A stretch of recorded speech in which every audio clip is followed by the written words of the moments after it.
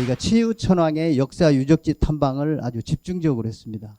그래서 그 당시에 치우천왕의 유적이 있다고 하는 중국의 유적들은 거의 다 이렇게 돌아본 것 같습니다. 한참 그렇게 치우천왕의 역사에 빠져 있을 때인데 지금도 이제 신문지상에는 방송 프로그램 안내가 이렇게 소개가 되고 있어요. 근데 그 프로그램 중에 저런 제목이 탁 떠올랐어요. 악신 치유의 도전. 저게 뭐냐면 어린이들의 극화, 이게 어린이들을 대상으로 한 극화된 이런 프로그램인데 제목이 저거였어요. 악신 치유의 도전. 그러니까 저것은 우리가 이제 치우천왕에 대해서 새롭게 알게 되기 이전에 어떤 그 진화의 책을 보고 진화인들의 생각을 우리가 그대로 답습할 때의 생각입니다. 그러니까 황제라고 하는 인물을 위주로 할 때 치우천왕은 상대편이기 때문에 이제 그 사람들 저런 표현을 썼어요. 근데 문제는 우리가 한국인들이 저 표현을 저대로 그대로 쓰고 있다는 것이 큰 문제인 것이죠. 그래서 저희가 저 프로에 나와 있는 저 내용을 보고 방송국에 연락을 했습니다. 연락을 해가지고 이 제목은 안 된다. 만약에 당신들이 치우천왕에 대해서 뭔가를 하려고 하면은 공부를 다시 해서 다시 그 시나리오를 다시 써라. 그렇지 않으면 이대로 한다면은 당신은 우리 조상들을 욕보이는 것이고 우리 국민들을 모독하는 것이다. 그렇게 해가지고 결국 저 프로그램을 저희가 저지를 시켰습니다. 자, 그런 의미에서 우리가 저 제목을 한번 잠깐 생각할 필요가 있다. 치우천왕은 어쨌든 우리 한민족의 입장에서는 우리가 존중하고 높여야 될 아주 자랑스러운 우리의 선조. 그리고 그분의 그 직함이 무려 2개입니다. 배달국의 14대 한웅, 그 다음에 구리국의 천자. 이건 제 얘기가 아니고 이미 기록상에 그렇게 나와 있는 거잖아요. 자, 그런 분을 저렇게 표현을 했습니다. 악신이라고.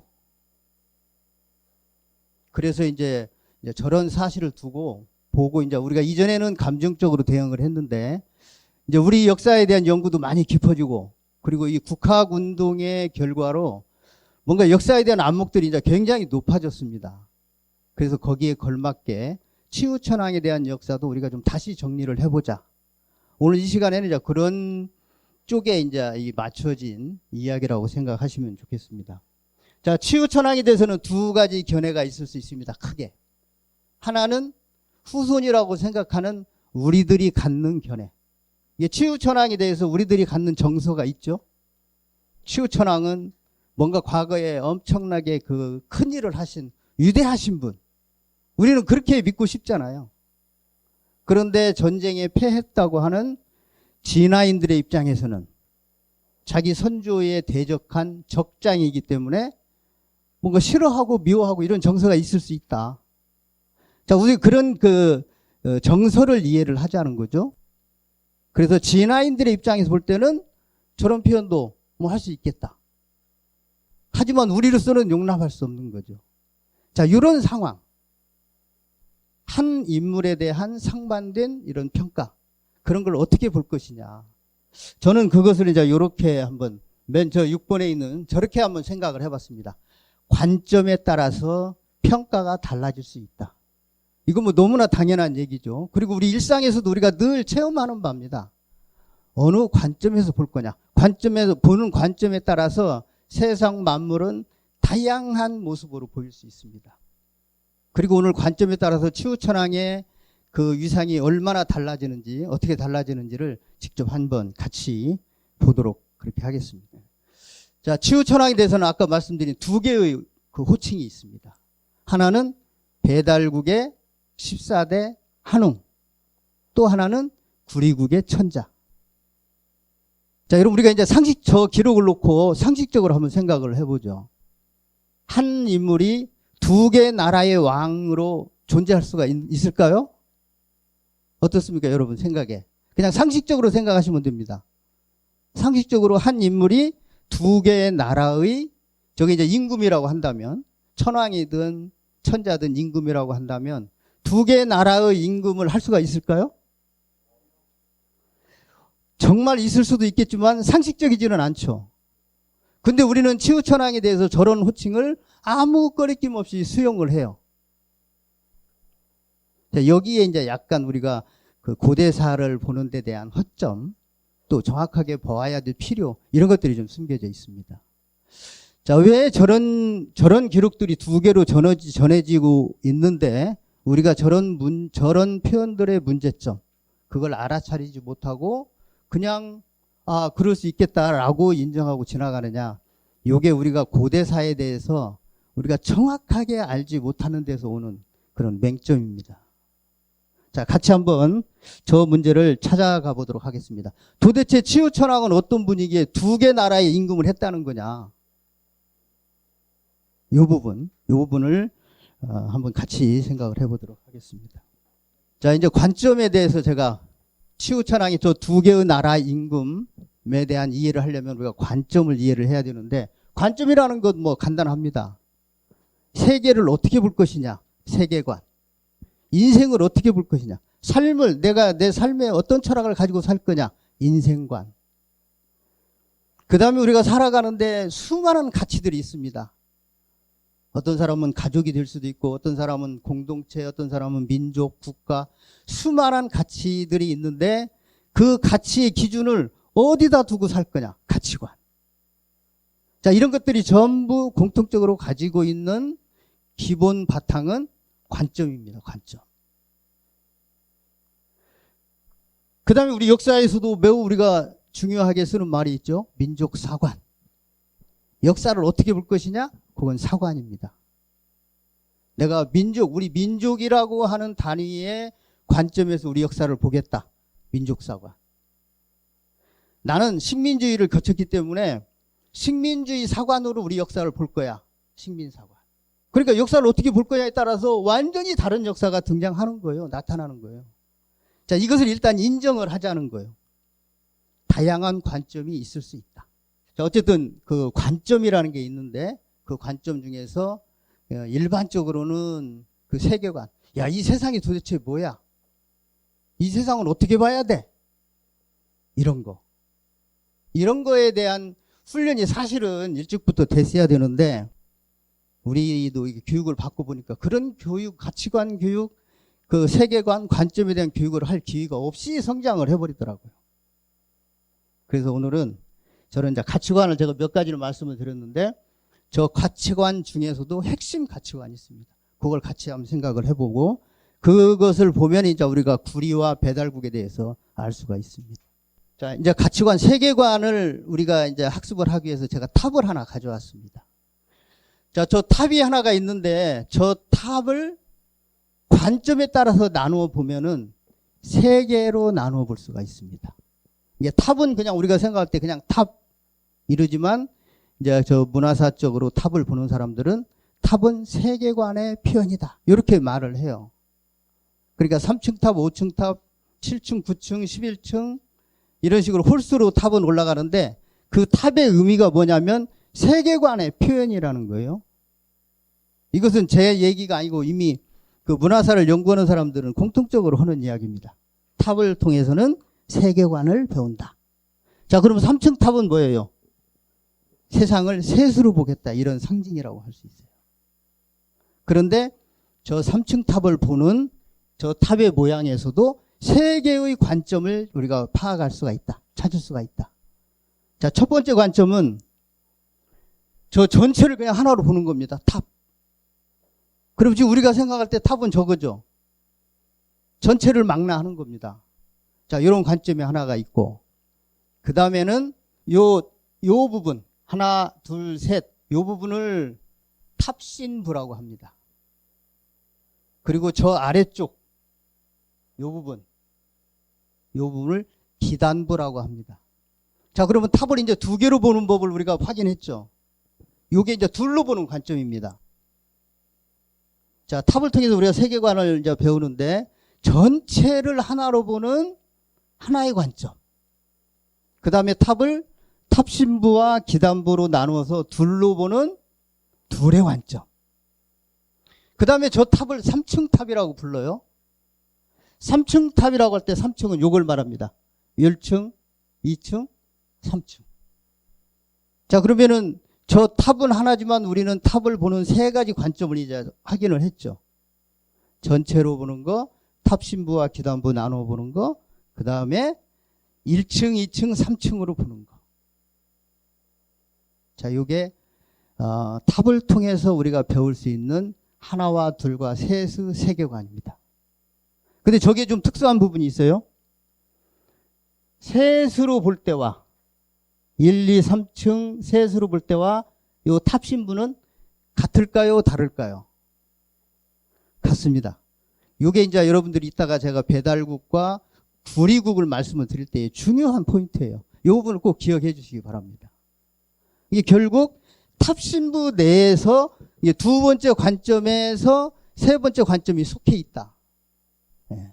자, 이건 이제 그 한자와 한글, 이게 우리가 지금 쓰고 있는 문자 한자와 한글을 여러분들이 계속 짜내면 마지막에 손에 남는 뭔가가 있겠죠. 그 마지막에 남는 뭔가, 이것을 저는 한자의 기초 14자라고 이렇게 부릅니다. 그러니까 한자에 관한 뭔가 중복된 거, 서술적인 것을 다 제하고 나면 저 14개가 남습니다. 근데 저 14개가 묘하게 이런 구조로 돼 있어요. 자, 뭘 우리가 잘 모른다 하더라도 얼핏 보면은 저기서 뭘 알 수 있냐면 하나와 둘과 셋을 알 수 있습니다. 그러시죠? 뭔가 하여간 잘 모르지만 보니까 야, 요것은 뭐 하나를 나타내는 것 같고, 요것은 둘과 관계 있는 것 같고, 요것은 셋과 관계 있는 것 같다. 저것은 제가 임의로 뽑아낸 게 아니라 한자 속에 담겨 있는 논리와 이치를 계속 역으로 추정해 나가면 저것만 딱 남습니다. 그래서 여러분들이 제가 우리나라에서 그 한자 공부, 그 다음에 한글 공부에 이런 구조적으로는 그래도 좀 공부를 한 사람이다라고 인정을 해주시면 저 부분에 대해서 이제 공감을 하실 수 있습니다. 자, 한자와 한글 속에서도 뭔가 그 문자를 볼 수 있는 핵심 코드가 있는데 그 코드가 저렇게 세 그룹으로 나눠져 있다. 세 그룹으로 나눠져 있는데 저 세 그룹은 뭐냐? 여러분, 한자나 한글은 나타내려고 하는 대상이 뭐겠어요? 전부 우리가 보는 거, 그 다음에 생각하는 거, 그걸 나타내려고 하는 기호들이잖아요. 한자나 문자, 한글은.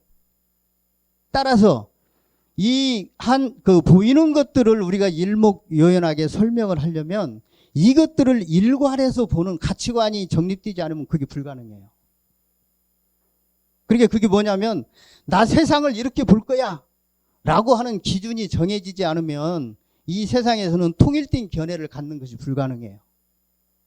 왜냐하면 보는 사람마다 보는 관점이 다른데 그걸 어떻게 하나로 일괄해서 이야기할 수가 있겠어요.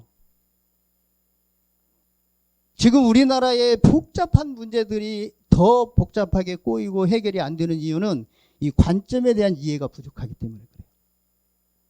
나는 둘의 관점에서 이야기를 하는데 그것을 셋의 관점에서 그 문제를 보면 그 두 견해는 절대 화합할 수가 없어요. 지금 우리 사회는 그 늪에 빠져 있어요.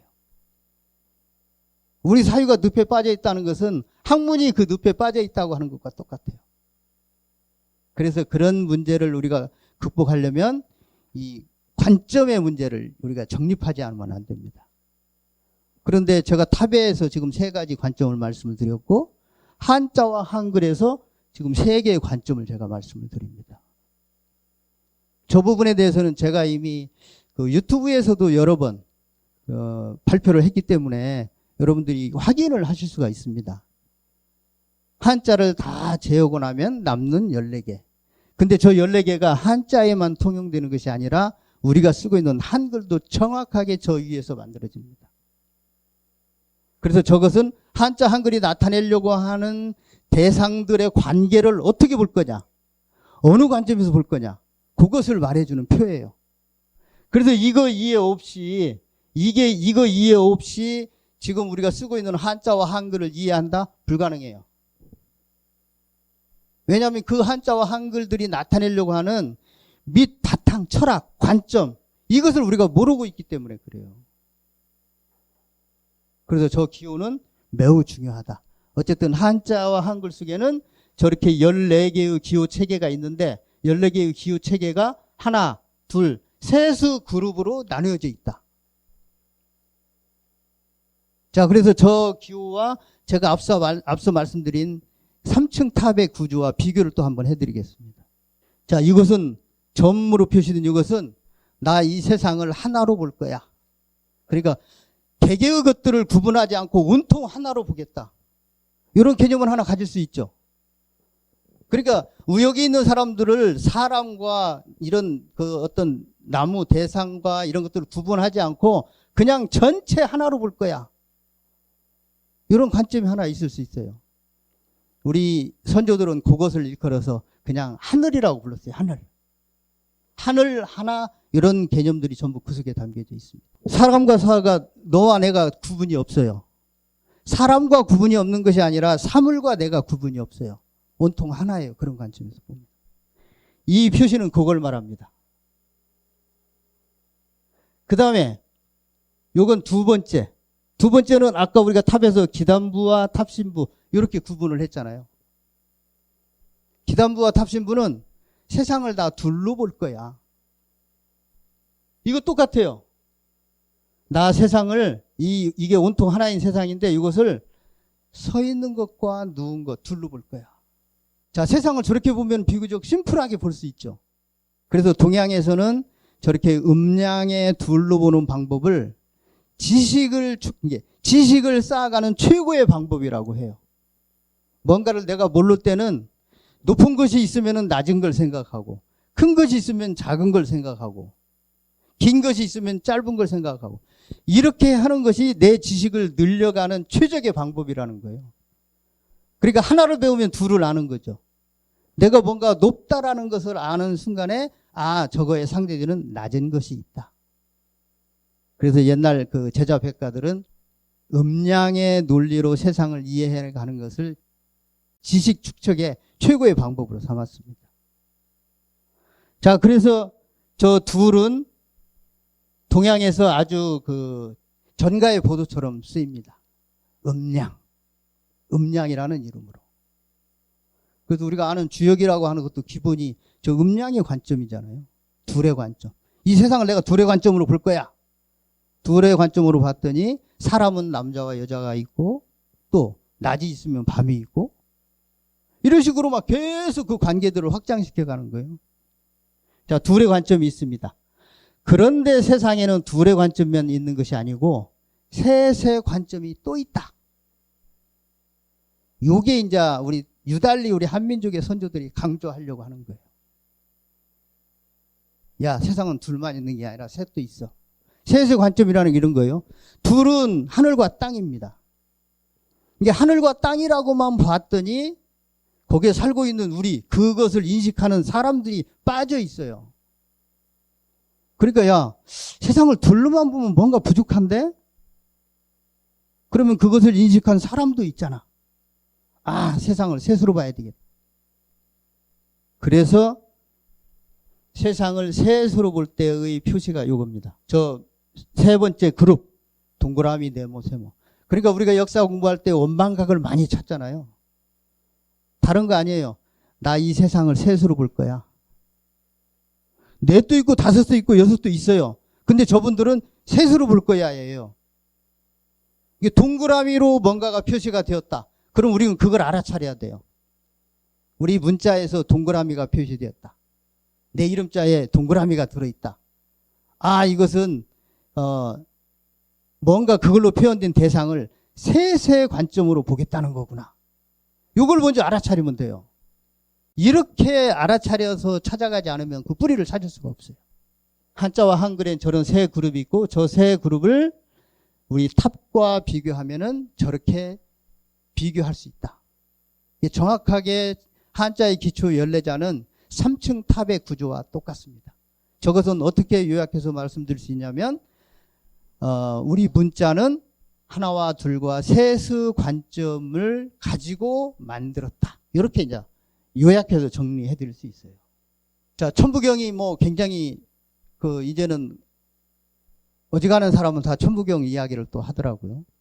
천부경도 정확하게 저 세 개의 관점을 표현하고 있습니다. 앞부분에.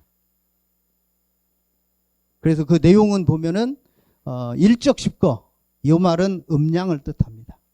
그것은 제가 주장하는 게 아니고 한당고기 삼한광경 본기에 정확하게 나와 있어요. 일적이 음립하고 십거이 양작하니.